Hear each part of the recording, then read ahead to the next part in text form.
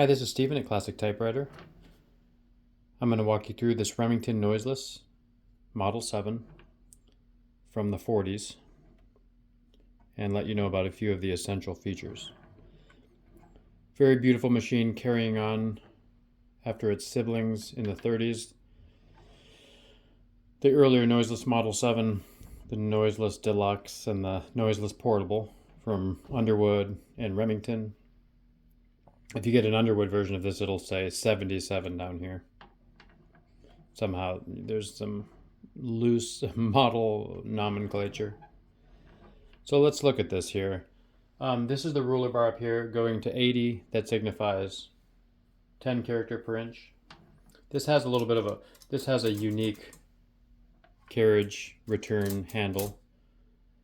So some of these are beautiful features. This is the timeless machine. It's more mass produced though, and some of these features are a little bit of downgrades from prior machines. You know, that's why I sell it for a little bit less. These, for instance, these ribbon covers are plastic or some kind of bakelite. And they come off and the ribbons under there. I'll need to adjust those and pull those off because they get a little bit stiff. This is the margin, or this is the ribbon reversal.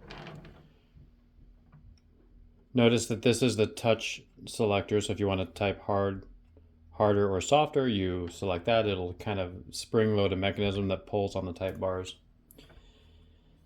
This also has a different kind of plate and knob, which is hollow. This switch still does the same thing, releases the ratchet, single and double line space selector in there. These are still the carriage release levers. I say still, I'm comparing it to the earlier machines, which you may not have seen. Again, when you receive the machine, it might be locked. This pushes in.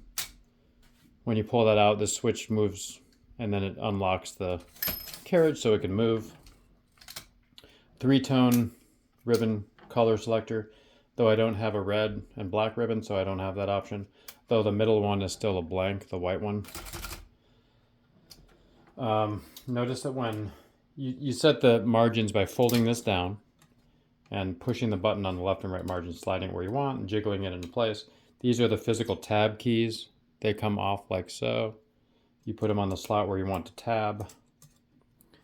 And a tab is when you push this key down here that says tab, it'll stop at those places. And this is the margin release. You'll notice the bell a few spaces before the right margin, and then it won't let you type because that's the end of the margin, the page, and then you push margin release if you need to squeeze a few more letters in there.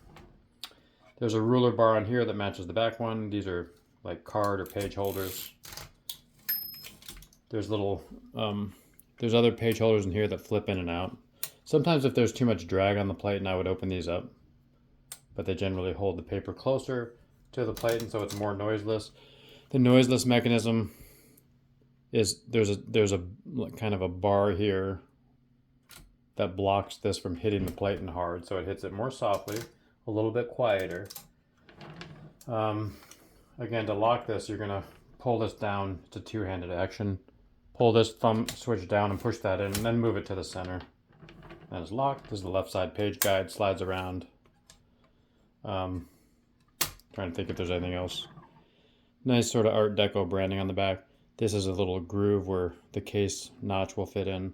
I generally put new feet on these and new rubber where possible. They almost always, well, they often need new rollers or they have flat spots and won't type when you first receive them. So let me see, let's do a little typing with this thing. One of the most essential adjustments on this is the adjustment for how sensitive the spacing is. So this one's adjusted to medium. Some of them will skip because it's too sensitive, and if you don't pull your fingers off, it kind of depends on your type style, but you need to kind of have a quick motion. And if you have, this one's adjusted a nice median balance now.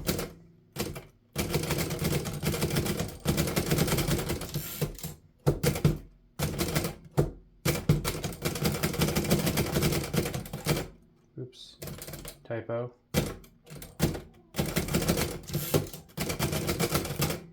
See,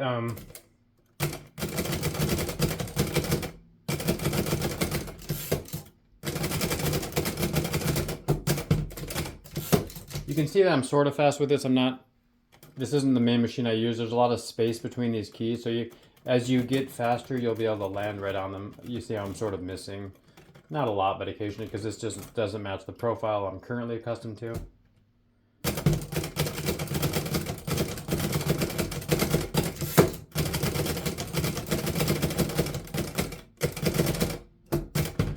Notice that I'm doing the apostrophe and backing up and doing a period under it as an exclamation point when you see that key. I skipped there. That wasn't perfect.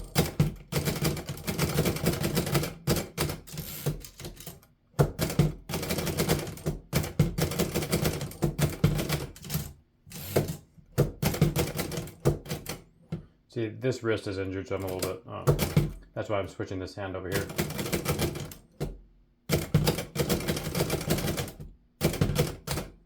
All right. 2 skips, not too bad. I can adjust that so it skips even less. I just wanted to give you a little idea of the typeface.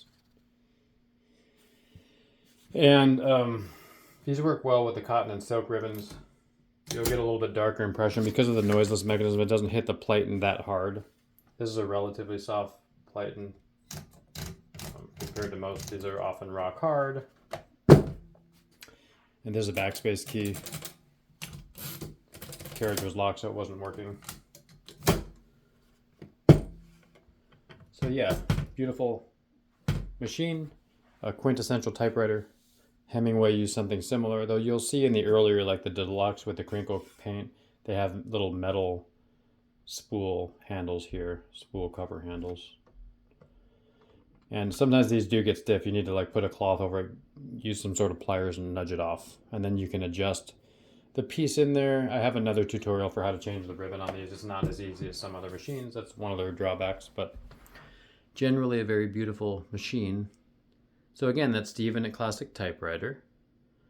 And also this ribbon reversal here, you do that manually, but it'll also automatically do it when it reaches the end of the line because there's a little mechanism in there that generally does that. So just so you know, you don't have to manually reverse the ribbon. That's even most machines since the 20s do it themselves. It's just in case it gets hung up or stuck somewhere, they have that manual switch. So I hope that helps you get up and rolling with your machine. Please let me know if you have questions. Like and follow if you're on social here. I'll see you on the other side. Right on. Thank you.